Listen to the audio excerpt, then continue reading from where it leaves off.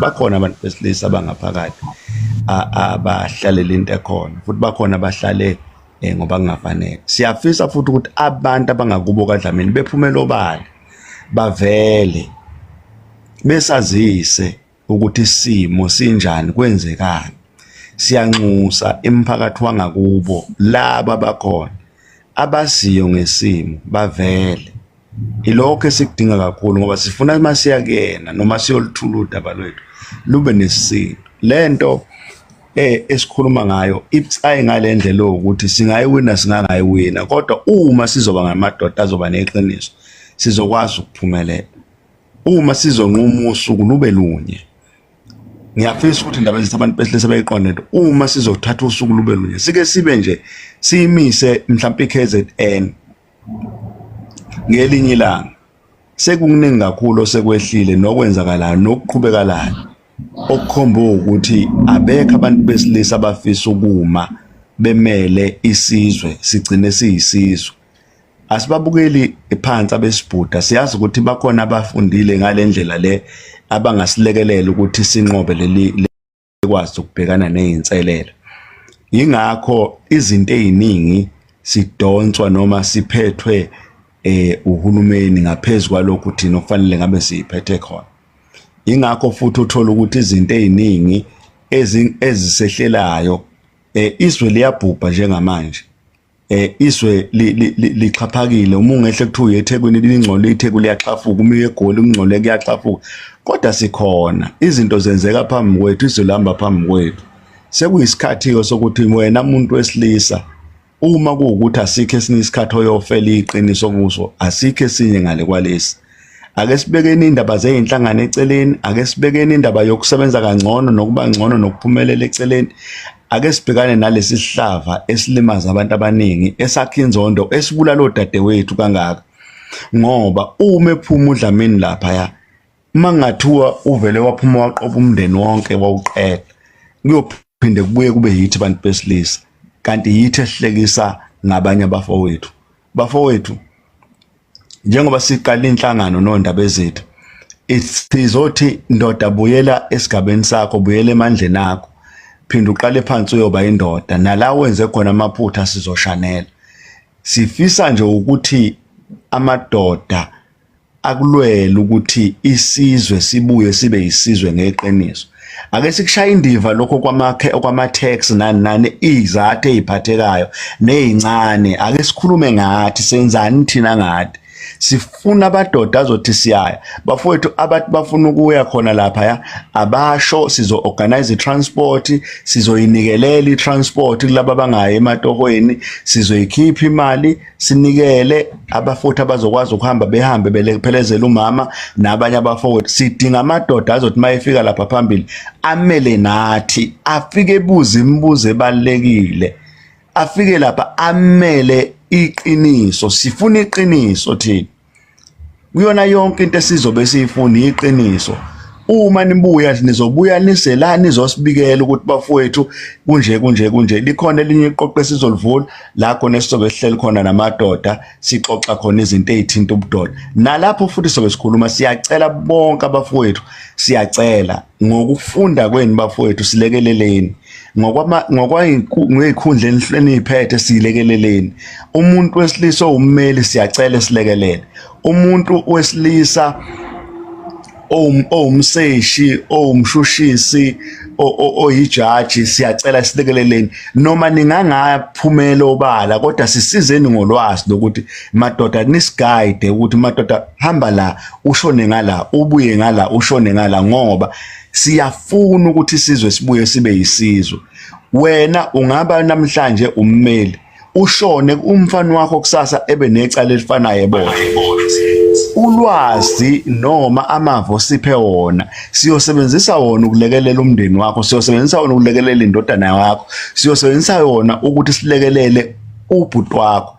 Lento asiyenzeli ukubukwa, asiyenzeli ngoba sifuna ukuthi sigqame ngobaba uDlamini.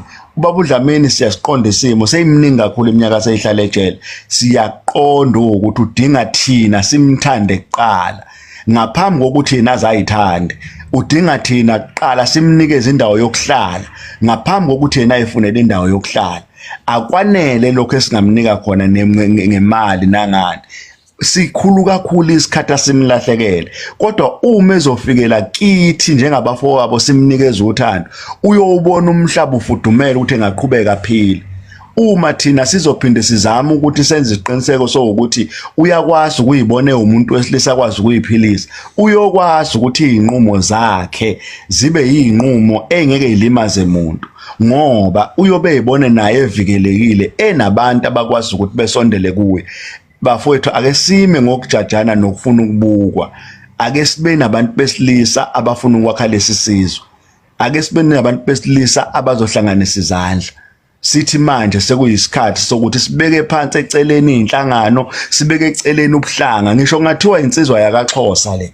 sizokwenza okufanayo as long as iphila iqiniso as long as inothando ngoba sifuna amadoda asifuna uhlanga oluthile njengoba sithi thina hlangana ila esibaningi ngakhona ila esiseduzane nakhona ila esihleli ngakhona ngoba sithi sibiza kakhulu laba abangamazwe but asibacwasa abafowethu laba abanye abakaXhosa asibacwasa abafowethu abangamavenda asicwasi umuntu sifuna wonke umuntu wesilisa esekithi siphile sonke bafowethu sizomemezela sizoyicela sizohamba siyophaphatha sizofonela nabanye abantu ukuthi sicela besixhase nangamabhasi nangani uma kukhona abantu abona ukuthi bengasilekelela nange-transport bafowethu phakamisana isandla nisho sisheshe sigijime uma kufanele sifake izandla siphonseni kusenesikhathi makufanele siqashe amatekisi siqashe amatekisi aphuma hamba ayosilekelela nihamba abanothando lokuhamba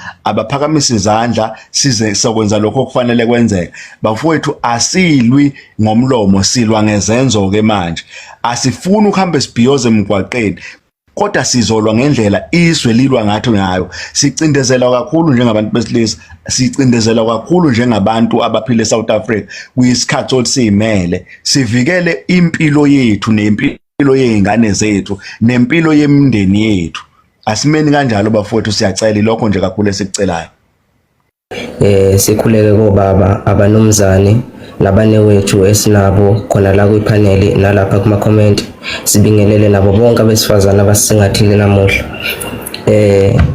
udaba la namhlanje ke luyasinda kakhulu nami nje ngumfanyana osemncane bengifisa ukuthi mhlambe ngathi bengingaba mncane lapha ezansi ngilalele kuphela kodwa ke sengiphakanyiswa ukuthi kukhona bengifisa ngabe kukhona insizwa mhlambe ethe uqina kunalo ebikushilo kodwa kungazuthi akuphakami kakhulu okwami bengikufisa kakhulu bantwana nobaba nabanumzane nomama bengifisa ukuthi sikubuke nanokuthi ubaba uDlamini akuye oqala ovelelwe yilenkingi kanti futhi ubaba uDlamini akusuye ogcina ovelelwe yilenkingi futhi lenkinga ayikakazi ukuyeka ukuvela uma izoqhubeka nokuthatheka kancane noma izoqhubeka nokuthi iqondane nomuntu oyedwa kuphela bengifisa ukuthi ingathi ungathi kuliwa lolu daba lukaBaba uDlamini lungalwelwa ukuthi kulwelwa uDlamini kuphela kube yimpe enkulu yokuthi kuba yisifundo kuba uswazi olisabisa ngisho nomuntu obesacabanga ukuthi uyafisa yena ngelinye ilanga ukuthi mayinengane intombazane ayisebenzise ukulizimpi zakhe naloyo wesilisa olanaye kube uswazi oliyosabisa ngisho osazocabanga ukuthi enze into efana nalena ukuthi umuntu wesilisa ngoba nakhe ecindezelwe ngamalungelo engavele enze noma kanjani phezulu kwempilo yomuntu wesilisa ngathi bekungathi uma iseliwa lempi ibe yisifundo esibi kube ukuthi uyajojwa ngempela umthakathi nobefisa nobesazofisa abe nalo uvalo kangangokuthi uma lo daba selibuyekezwa sekubuka ukuthi obani ababa nesandla kube nezindlela zokuthi batholakala bonke ngokulandelana kwabo ukuthi ibapha baba namagalelathi ukuze kugcine ubaba uDlamini kulesimo esikuso bese bonke bethola ijeziso ezibafanele ukuze nomunye futhi osacabanga ukuthi abe nesandla ekuthenini adicelele impilo yomunye umuntu phansi athi uma ecabanga ashawe uvalo ngoba sekuvuka isihlava esibi sokuthi ikakhulukazi nje emphakathini yangakithi sekunabantu abangenalo uvalo lokuthi badicelele impilo yomuntu phansi umuntu akwenze futhi azayishaya isifuba ukuthi wenze into embi nenyanyeka kanje phezulu kwempilo yomunye umuntu. Uma ucabanga nje sibuka ngodaba lokwababudlamini, miningi leminyaka eqhelisiwe emndenini wakhe, miningi leminyaka eqhelisiwe ebantwini abakhonzile, eqhelisiwe nje nasekuphileni konke. Noma kuthiwa uyaphuma namhlanje, kuningi aselahlekelwe yikho kunalokho mhlambe esingathi thina engakuzuza, okusho ukuthi impilo yakhe isimoshekile kakhulu ngenxa yomuntu nje owavuka mhlambe inhliziyo embi noma wavuka ubulwane obuthize. Lobo bulwane ke futhi ngamagalelo kahulumeni wethu ongabathanda abantu bakhe, ukuthi futhi lo moya omubi uyanda futhi usazoqhubeka wande uma uzoyekelelwa. Ngiyafisa ukuthi ngiyathokoza futhi kakhulu emoyeni wami ukuthi lolu daba selisingathwe obaba namadoda afana nalawa akhona lapha kwipanel namhlanje, ukuthi ngathi lempi ingaba yimpe enqobwayo futhi ibe yisifundo ukuthi akudlalelwa kumuntu wesilisa, akudlalelwa kumuntu nje singasasho ukuthi wesilisa, akudlalelwa kumuntu nje umuvuka ukuthakathi benhliziyo yakho. Sazi ukuthi siyisizwe esisingathanayo nesizwe futhi esiyilwayo impi yaso, sinqobe futhi. Bengifisa ukuthi ngathi singaphinde siyibeke imbono kakhulu ngokuthi bonke ababa nesandla bagcina bejeze kanjani, kusuka nje ebantwini abaphawula okungesile iqiniso kuze kuyofika ngisho mhlambe nakuyimanje uma kuwukuthi yakhipha isahlolelo ngokungelona iqiniso. Ngathi konke kungabuyekezwa kakhulu. So kulokho ke siyanxenxa ukuthi ebantwini abanamandla, abantu abaseyikhundleni, abantu abafundile kakhulu, abameli, yibo futhi amajaji, imantshi nako konke, ukuthi akuke kulekelele kulomzamo kuze kuyoba isifundo sokuqoqa nje zonke inhliziyo zabantu, ngoba usathana omkhulu esikhatheni samanje inhliziyo yomuntu kakhulukazi omnyama. Inhliziyo yomuntu omnyama isiyimbi kakhulu ngoba iyakwazi ukubona impilo yomunye umuntu omnyama futhi ingabi nazwelo. Kulokho nje bonda bezitha nobaba nabanumzane nomama bengicela ukwehlela ngezansi. Siyathobeka.